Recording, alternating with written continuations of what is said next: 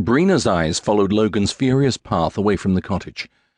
He never turned back, so after a while she strode to the door and opened it, feeling somehow guilty for having overheard the brothers' crass words to each other.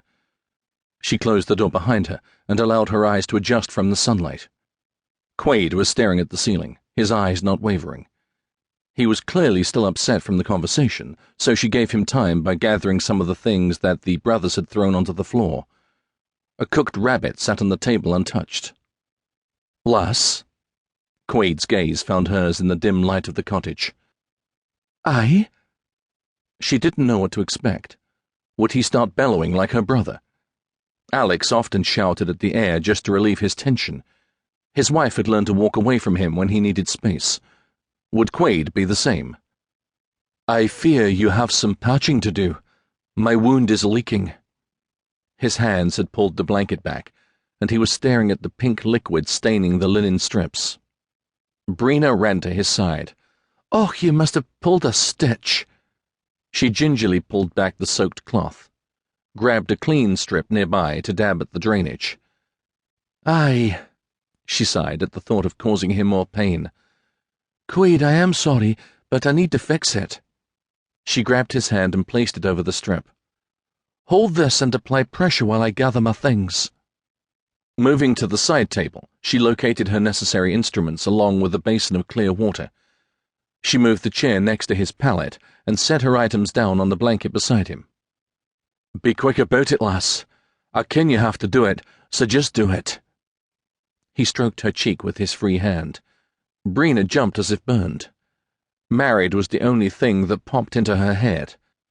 Then why did it feel so good, so tender? Her eyes probably betrayed her confusion, but she refused to ask about his wife. It was up to him to be honest with her. She vowed not to tell him what Logan had said. She nodded her head and pulled his hand back from the wound. "Quade, I think it may need a couple of stitches. Would you like something to help with the pain?" She paused in her assessment, unsure of his response.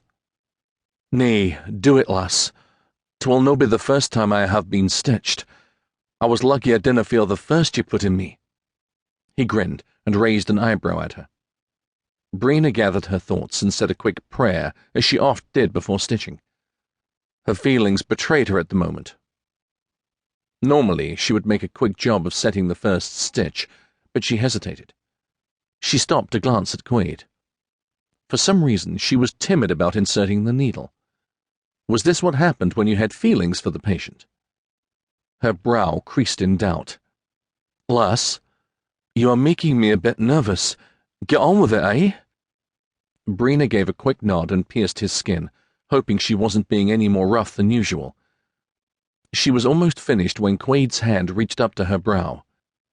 "You are sweating, lass. I do not want it to affect your vision."